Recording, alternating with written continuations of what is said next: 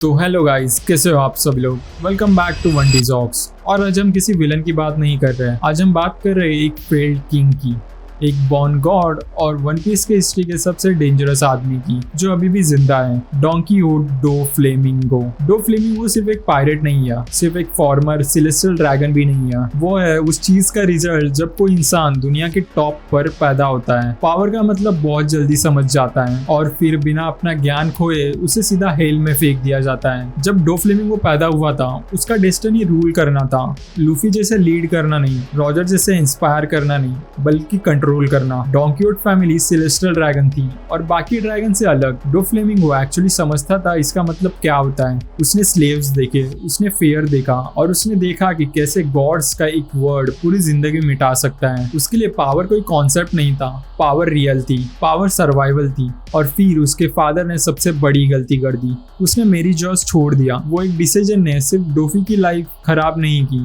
उसकी पूरी philosophy complete कर दी। जबकि डो फ्लेमिंगो को स्ट्रीट्स में घसीटा गया, टॉर्चर किया गया, भूखा रखा गया, ऑलमोस्ट मार दिया गया, उसने वीकनेस को कर्स किया। इसलिए डो फ्लेमिंगो सेलेस्टियल ड्रैगन से नफरत नहीं करता, वो उन लोगों से नफरत करता है जो पावर्स होल्ड नहीं कर सकते। इसलिए वो मरीन्स को उनके मुंह पे मॉक करता है। There is no such a thing as a justice, only winners.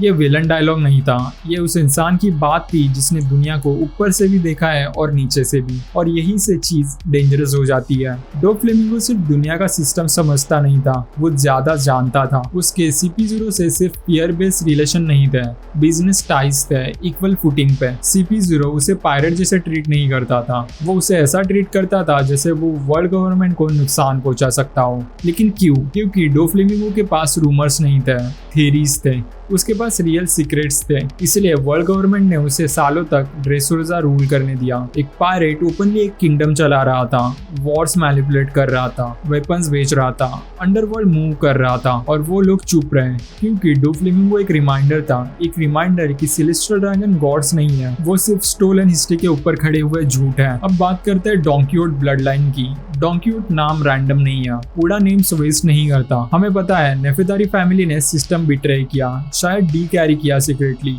तो क्या हो अगर डॉन कीहोट फैमिली थर्ड पाथ हो, नो ओबीडियंस ना बिट्रेयल बल्कि एक्सपोजर। क्या हो अगर डॉन कीहोट एंसेस्टर वो नोबल्स थे जो वॉइड सेंचुरी के ट्रूथ जानते थे और उन्होंने ही मोरालिटी के बजाय पावर चूज की। ये एक्सप्लेन करता है क्यों डो फ्लेमिंगो दुनिया के एक स्टेज की तरह देखता है, पपेट्स और स्ट्रिंग के साथ। उसका डेविल फ्रूट कोई कोइंसिडेंस नहीं है, स्ट्रिंग फ्रूट बॉडीज ही कंट्रोल नहीं करता, वो रोल्स कंट्रोल करता है। Kings, marines, pirate and slaves सब किसी ना किसी के स्ट्रिंग्स पे मूव कर रहे हैं। और डो फ्लेमिंगो इसलिए हंसा करता है क्योंकि उसके लिए ये मेटाफर नहीं है, ये हिस्ट्री है रिपीट होती हुई। कई बार डो फ्लेमिंगो ओपनली मरीन्स को बोलता है कि तुम अपनी ही दुनिया समझ नहीं पाते। ये एरोगेंस नहीं है, ये उस इंसान की बात है जो जानता है कि थ्रोन एम्प्टी नहीं है, वो जानता है कोई ना कोई ऊपर बैठा है। और इसीलिए डो फ्लेमिंगो अभी भी जिंदा है। अगर वो सिर्फ एक क्रिमिनल होता तो मर चुका होता, अगर वो सिर्फ एक पायरेट होता तो एग्जीक्यूट हो चुका होता। लेकिन वो दोनों नहीं है, वो एक लिविंग आर्चिव है। इम्पेल डाउन लेवल 6 में लॉग